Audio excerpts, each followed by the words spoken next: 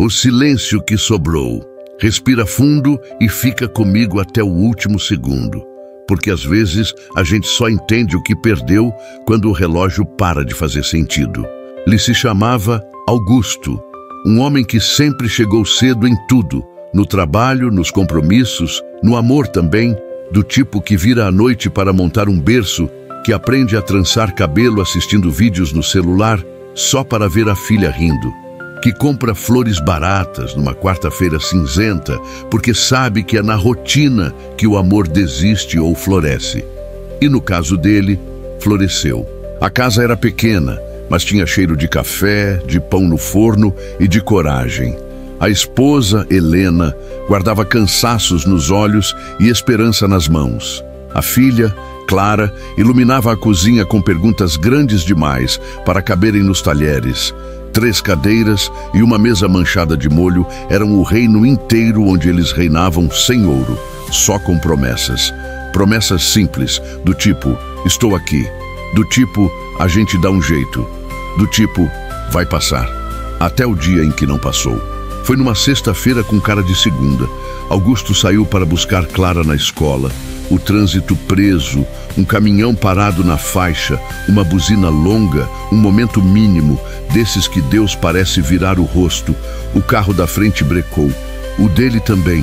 Mas o mundo não. A colisão foi pequena, quase nada. Gente chamando seguro, gente trocando número. Ninguém ferido, nada demais. Disseram, nada demais. Naquela noite, Helena teve uma dor no peito. Uma dor que um copo d'água não dissipou. O hospital era longe, a fila era longa. Os médicos disseram que ela precisava ficar em observação. Só algumas horas. Augusto segurou a mão dela e prometeu voltar em seguida com uma manta. Estava frio, ele voltou para casa para deixar Clara com a vizinha. Foi rápido. Só que quando ele voltou, já não deu tempo. Essa parte é curta porque ele nunca conseguiu alongá-la na cabeça. Não importa quantas vezes contasse, sempre era um corte seco. A sala branca, o médico baixando os olhos, as palavras embolando e a sensação absurda de que alguém tinha desligado o sol por descuido. Nos dias seguintes, tudo que era plural virou singular. A cama grande virou abismo, a cozinha virou capela de saudade. Clara fazia perguntas que não cabem em adulto nenhum. Por que Deus leva a mãe e deixa os sapatos dela? Por que o perfume fica e ela não? Por que os guardanapos ainda têm as dobrinhas que ela fazia?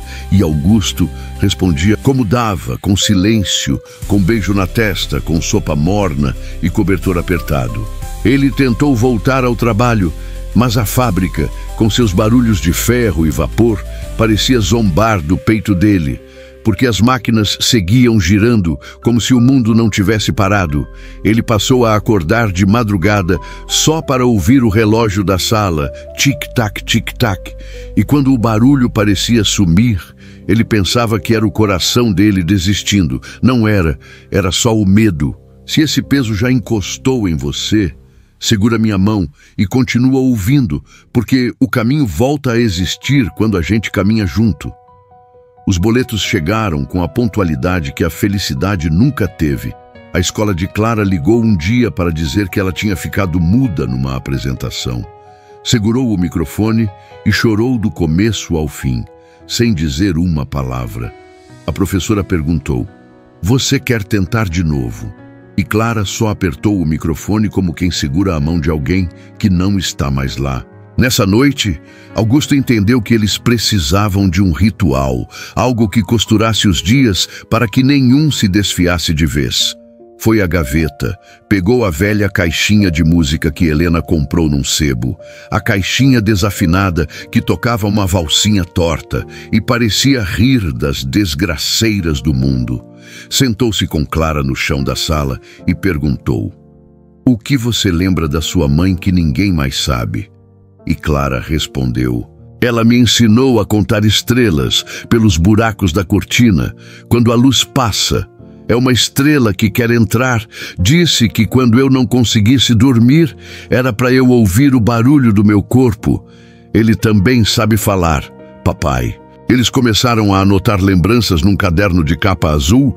Augusto escrevia torto, Clara desenhava torto, e o torto virou o jeito certo de continuar. Todo dia, por 5 minutos, sem falhar, eles se sentavam, ligavam a caixinha de música e guardavam uma coisa pequena, uma piada, uma receita, um medo, um cheiro, um bilhete encontrado no bolso do casaco. E não era que a dor diminuísse, mas ela aprendia a ficar quieta num canto, como um cachorro cansado de latir. Com o tempo, Augusto percebeu que estava falando com Helena em voz alta, no ônibus, na fila do mercado, na cozinha, respondendo aos conselhos dela como se viessem de dentro do armário. Você está exagerando no sal, Augusto. E ele diminuía. Você não precisa resolver tudo hoje. E ele respirava. Ele se sentia ridículo e vivo, tudo ao mesmo tempo. Um dia choveu demais, a casa encharcou nas beiradas, o teto pingou, o vizinho ofereceu lona. Augusto subiu a escada e escorregou, caiu feio, ficou no chão olhando o mundo de baixo para cima, rindo de nervoso, quando Clara apareceu à porta, pequena, com o guarda-chuva enorme, e disse: "Mamãe teria rido disso", e ele riu mesmo, riu até doer, porque riso e choro são primas. As contas, porém, não riam. Quando faltou dinheiro, ele vendeu a moto. Quando faltou mais, ele vendeu as ferramentas do hobby. Quando faltou tudo, ele vendeu o relógio de pulso, ironia amarga. Vender o tempo quando o que faltava era tempo. Na última ida à casa de penhores, o dono, um homem de olhos brandos, perguntou: "Você está bem?" E Augusto respondeu que não estava nem perto. O homem devolveu o relógio e disse: "Fica devendo, tem dívida que só se paga vivendo." Na semana seguinte, a escola de Clara organizou uma feira de projetos. Cada criança tinha que apresentar algo que representasse a sua casa.